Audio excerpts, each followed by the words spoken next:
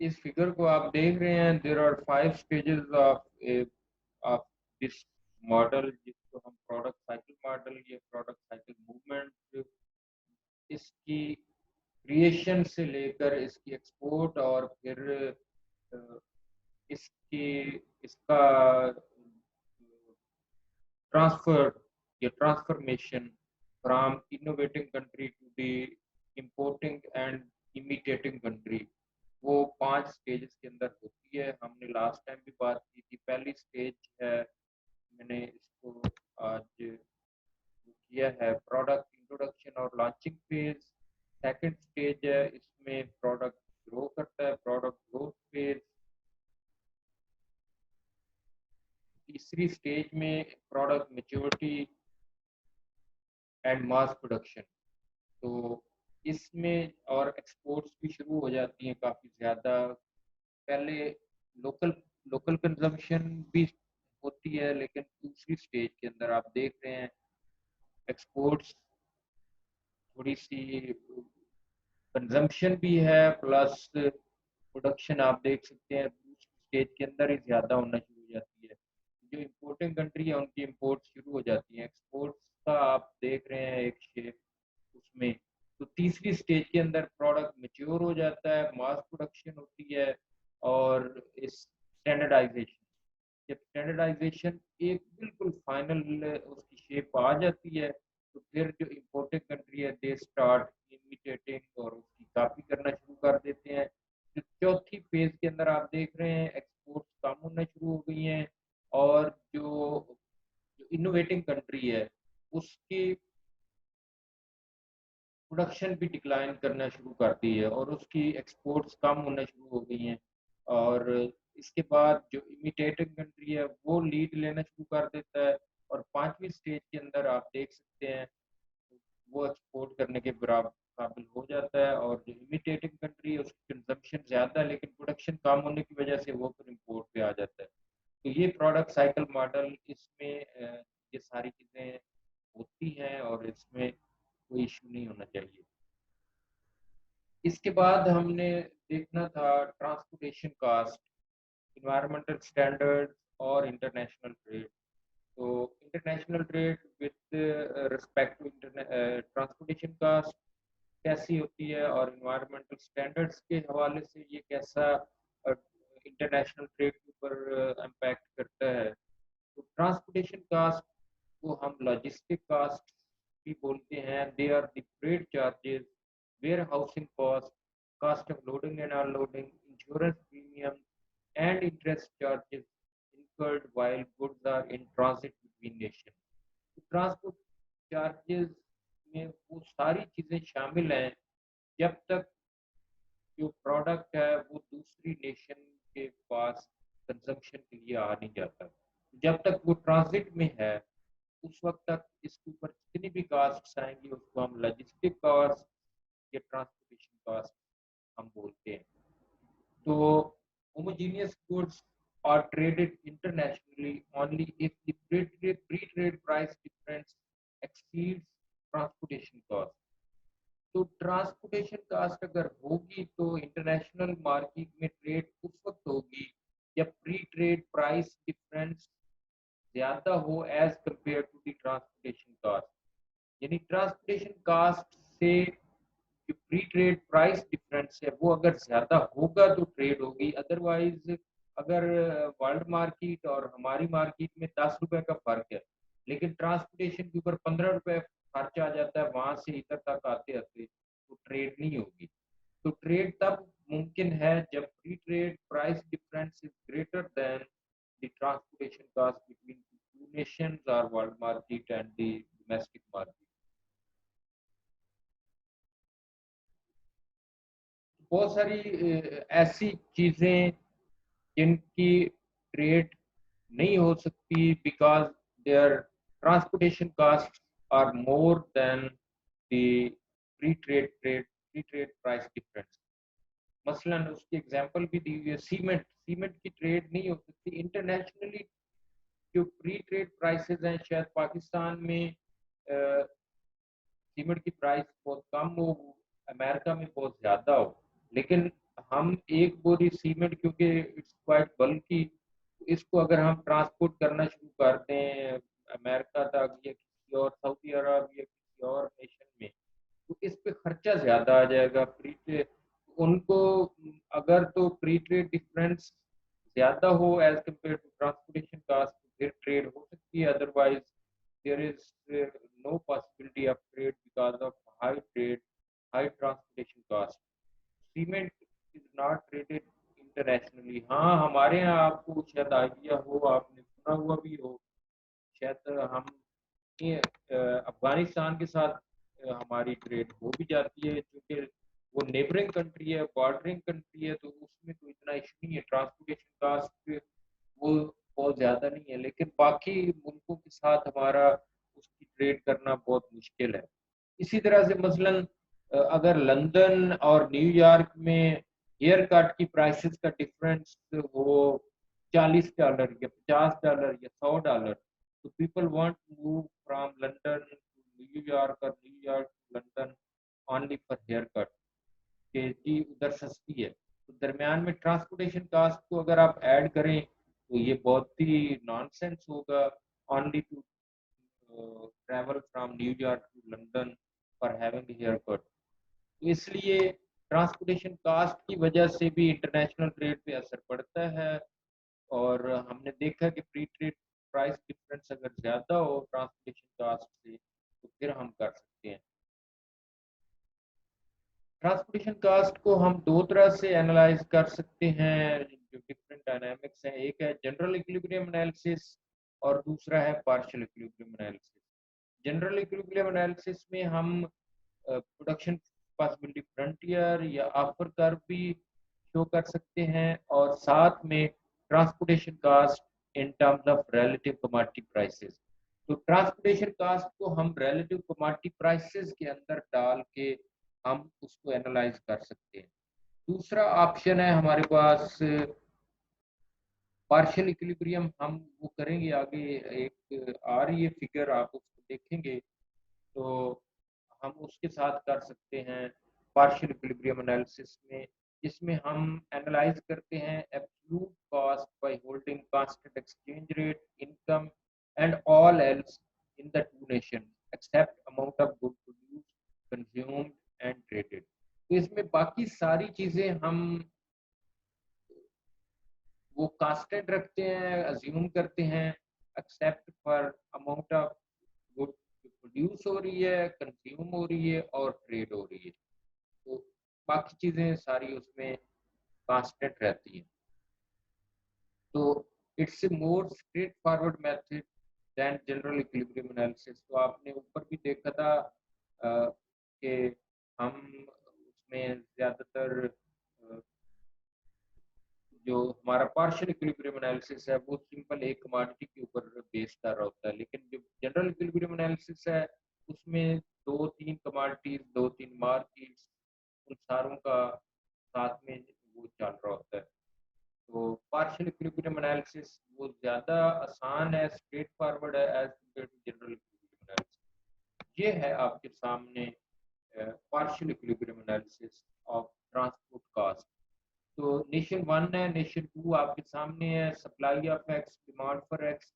Left side पे है zero, common axis है प्राइस के लिए आपके सामने है, ये प्राइस शो करता है एक्स की in both Nations and in the world market भी आगे हम चल के देखेंगे। तो नेशन टू राइट साइड पे है, नेशन वन लेफ्ट साइड पे है। राइट साइड पे हम हॉरिजॉन्टल एक्सिस पे जाएं तो एक्स की अमाउंट बढ़ रही है, लेफ्ट साइड पे हम लेफ्ट एक्स एक्सिस की तरफ यानी लेफ्ट साइड की तरफ हम जाएं तो एक्स एक्स की अमाउंट नेशन वन में बढ़ती है, और राइट साइड पे एक्स एक्सिस की तरफ हम जाएं तो नेशन टू में एक्स की क्वांटिटी, वो क्वांटिटी का मतलब है प्रोडक्शन, कंजम्पशन एंड ट्रेड, तीनों चीजें हैं। तो आप देख सकते हैं नेशन वन में जो सप्लाई और demand of both of x है वो ई पॉइंट के ऊपर इक्विलिब्रियम में है, यानी $5 पे nation one 50 unit of x produce भी करती है और कंज्यूम भी कर रही है। इसी तरह नेशन टू 11 पे 50 यूनिट्स ऑफ एक्स प्रोड्यूस भी करते हैं और कंज्यूम भी कर रहे हैं। तो ये तो है अटार्की या आइसोलेशन इक्विलिब्रियम पार्शियल, और आपके सामने ये पार्शियल इक्विलिब्रियम, इसमें बाकी वाई या बाकी जो बाकी मार्केट्स हैं वो हमने फिक्स अज्यूम की हुई है। प्राइस आप देख रहे हैं 5 पे नेशन 1 में इक्विलिब्रियम है, 11 पे नेशन 2 में इक्विलिब्रियम है। तो दोनों में डिफरेंस तो है, 11 उधर है, 5 इधर है। तो इसका मतलब है there is possibility of trade because of the pre trade price difference. यहाँ पे 5 का नेशन 1 में मिल रहा है, वहां पे 11 का मिल रहा है। तो nation 2 is tempted to import from nation 1, और नेशन 1 के अंदर many businesses and exporters they will be tempted to export to nation 2, क्योंकि वहां पे 11 का बिक रहा है और यहाँ पे 5 का बिकता है। हाँ, लेकिन अब यहाँ से नेशन 1 से नेशन 2 तक आप ले जाएं तो दरमियान में ट्रांसपोर्टेशन भी तो होनी है। तो ट्रांसपोर्टेशन फर्ज करें $2 पर यूनिट बनती है ट्रांसपोर्टेशन कॉस्ट, $2 पर यूनिट। तो इनको फर्ज करें $2 पर यूनिट की आप ट्रांसपोर्टेशन कास्ट अज्यूम कर रहे हैं, तो प्राइस वर्ल्ड मार्केट में या इनको $7 में, इनको जो कंज्यूमर्स हैं उनको 7 में पड़ेगी अगर हम $2 की ट्रांसपोर्टेशन कास्ट शामिल कर लेते हैं। तो 7 प्राइस 7 हो जाएगी, $2 उनको वर्ल्ड मार्केट तक लेके जाते जाते 7। तो अगर वो 7 यहाँ पे चार्ज कर लें अपने मुल्क के अंदर, तो क्या होगा, डिमांड कम हो रही है। आप देख सकते हैं डिमांड 30 की है और सप्लाई ऑफ एक्स 70 की है। तो 40 एक्सपोर्टेबल कमोडिटीज यानी एक्सपोर्टेबल यूनिट्स उनके पास आ गए हैं। 7 अगर प्राइस हो जाए after including $2 of transportation cost, तो 40 यूनिट्स ये एक्सपोर्ट कर सकते हैं। दूसरी तरफ उनकी जो नेशन 2 की इक्विलिब्रियम प्राइस है वो तो 11 है, और 7 इनको पड़ते हैं। 11 अगर इनको वो बाहर से आता है, तो ये अगर इंपोर्ट करके लेके आते हैं तो इनको ₹9 में, $9 में उनको पड़ेगी उनका जो प्रोडक्ट है, क्योंकि $2 तो अगर ये इंपोर्ट करते हैं 7 प्लस 2 9, इनको जो नेशन 2 है इनको 9 में पड़ेगा वो वाला प्रोडक्ट। तो इनकी जो इंपोर्ट्स वो बढ़ जाएंगी और एक्सपोर्ट्स कम हो जाएंगे। कम एक्सपोर्ट्स आप देख सकते हैं वो कम हो जाएंगी या कंजम्पशन कम हो जाएगी, और सप्लाई ज़्यादा हो रही है। आप देख, बल्कि सप्लाई आप 9 पे 11 पे डिमांड बढ़ जाएगी और सप्लाई कम हो जाएगी। 11 पे तो इक्विलिब्रियम है, 9 पे डिमांड ज़्यादा हो जाएगी और सप्लाई कम हो जाएगी। तो ये आप देख सकते हैं 9 पे क्या हो रहा है, 30 की सप्लाई है और 70 की डिमांड है। तो ये 40 का डिफरेंस इंपोर्ट के थ्रू वो कवर कर सकते हैं। और इसी पे आप देख सकते हैं वो पूरी वाली 40 यूनिट्स जो नेशन 1 एक्सपोर्ट करना चाहती है, ये वाली नेशन इंपोर्ट कर लेगी। तो ये है, आप इसको देख सकते हैं। तो with the opening of trade, nation will export X to nation 2, so price of X rises in nation 1 and falls in nation 2। तो नेशन 1 अगर X एक्सपोर्ट करेगी तो क्या होगा, नेशन 1 के अंदर प्राइस बढ़ेगी X की और नेशन 2 के अंदर प्राइस कम होगी। ये आपने देख लिया हमने। तो ट्रांसपोर्टेशन कास्ट 2 है, इससे क्या होगा, price of X in nation 2 will exceed price of X in nation 1 by $2। की वजह क्या है कि वो $2 ट्रांसपोर्टेशन कॉस्ट है। तो अब ये आप देख सकते हैं this cost will be shared by the two nations so as to balance trade. ये जो ट्रांसपोर्टेशन कॉस्ट है ये दोनों नेशंस के आपस में शेयर करेंगे दोनों नेशन। हाँ, अब आप देख सकते हैं अगर वर्ल्ड मार्केट में प्राइस हो $8, तो फिर क्या हो सकता है, वहां पे जो ट्रेड है वो बैलेंस यहाँ पे भी हो जाएगी। अगर ये उस वक्त है जब दोनों इक्वली शेयर करेंगे, लेकिन ट्रांसपोर्टेशन कास्ट नहीं है। ट्रांसपोर्टेशन कास्ट जब इक्वली शेयर होगी तो तब ट्रेड बैलेंस होगी, अदरवाइज ट्रेड बैलेंस होने का कोई इम्कान नहीं है। 8 के ऊपर आप देख सकते हैं सप्लाई ऑफ एक्स और demand for x. Demand for x in nation one वो 20 है, सप्लाई 80 की है, तो 60 यूनिट एक्सपोर्ट हो सकते हैं। इसी तरह 8 पे डिमांड एक्स की वो 20 है, सप्लाई 20 है और डिमांड है 80 की, तो 60 यूनिट इंपोर्ट के थ्रू ये वो जो इंपोर्ट डिमांड है वो हो सकती है, और उससे वो इंपोर्ट्स के साथ अपनी लोकल कंजम्पशन को फुलफिल करेंगे। तो ये था ट्रांसपोर्टेशन कास्ट के साथ हमारा एनालिसिस। इसी तरह से कास्ट ऑफ ट्रांसपोर्टेशन और इंटरनेशनल ट्रेड,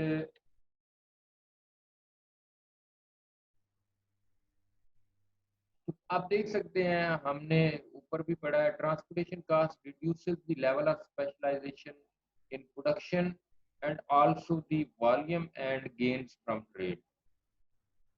तो ट्रांसपोर्टेशन कास्ट की वजह से एक तो स्पेशलाइजेशन का लेवल कम होता है, क्योंकि रिलेटिव कमोडिटी प्राइसेस एक तरह से वो ज़्यादा हो जाती हैं, और फिर दरमियान में जब ट्रांसपोर्टेशन कास्ट तो शेयर होनी है, इसलिए जो आखिरी मिलता है वो कम होती है प्राइस। इसी तरह से बिकॉज ट्रांसपोर्टेशन कास्ट की वजह से absolute and relative prices of commodity X differ in the two nations, its factor price will not be completely equalized. तो factor prices completely equalized नहीं होती even if all other assumptions of Aksher-Rowland theorem are met. तो क्योंकि transportation cost की वजह से absolute और relative commodity prices differ करती हैं, आपने ऊपर देखा भी है। तो इस वजह से जो फैक्टर प्राइस इक्वलाइजेशन है वो अचीव नहीं हो सकती, even though all conditions and assumptions of Aksher-Rowland theory are fulfilled। तो एक ये भी इसमें मसला है ट्रांसपोर्टेशन कास्ट। ट्रांसपोर्टेशन कास्ट और environmental standards and international trade को अगर हम देखें तो ये लोकेशन लोकेशन के हवाले से भी है। Transportation cost influences location of the production and industry.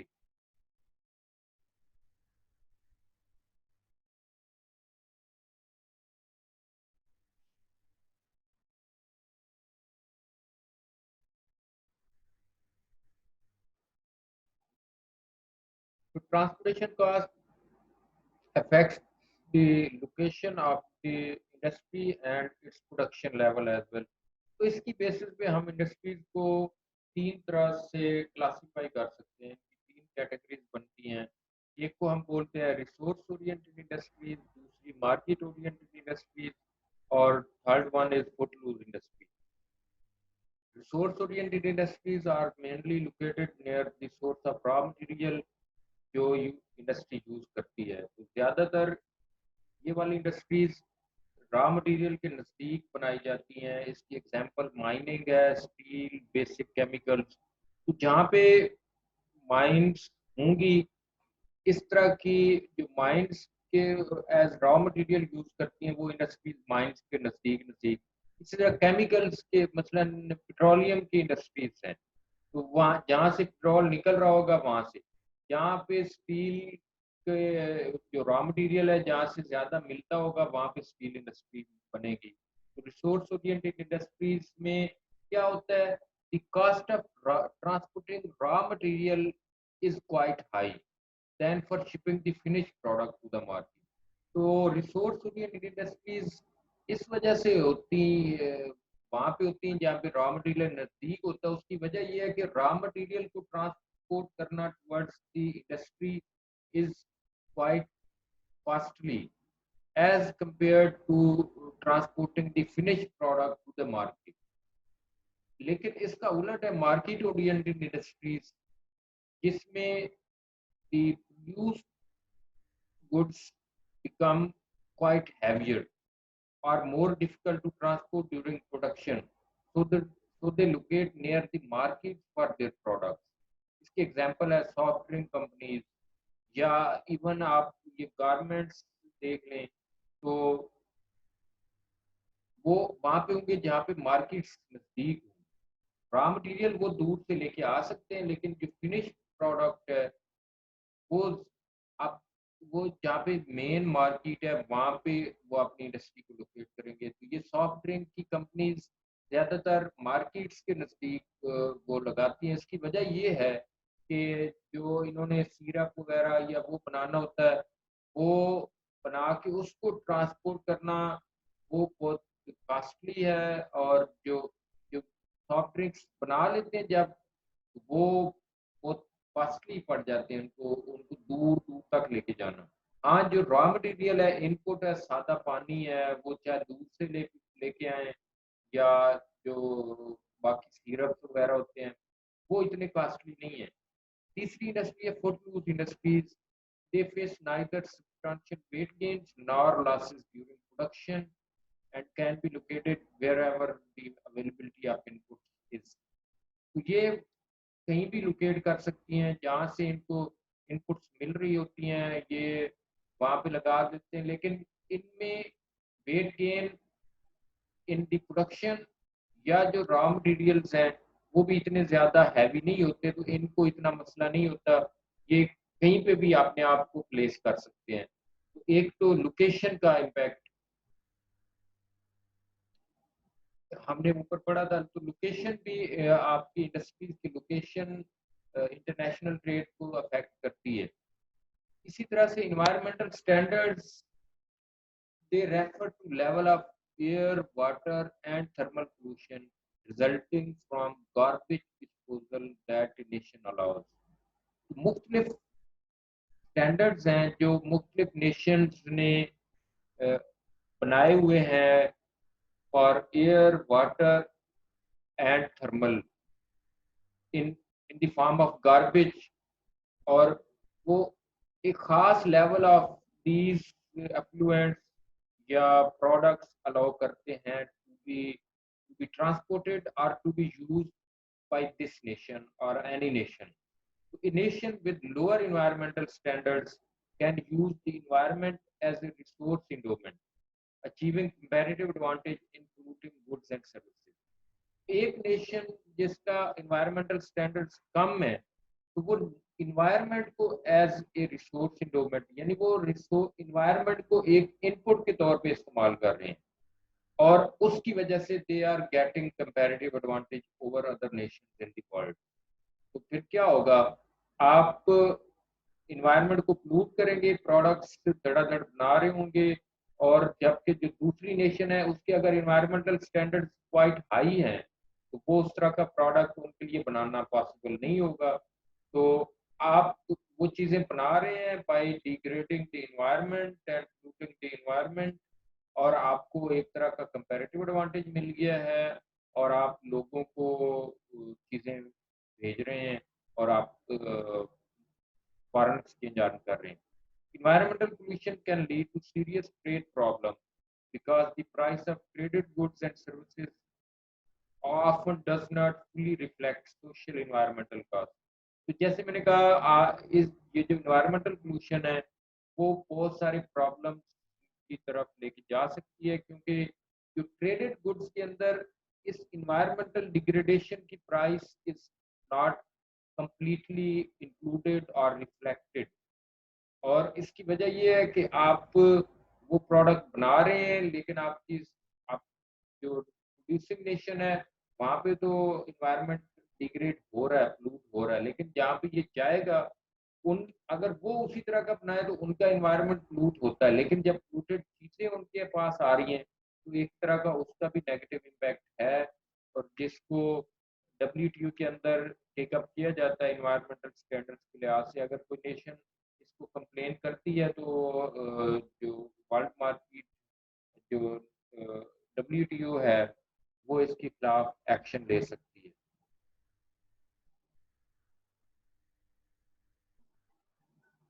ये अपेंडिक्स है, आप ये बिल्कुल आसान है चीज़ें, आप इनको कर सकते हैं, हम नेक्स्ट टाइम भी इसको देख लेंगे।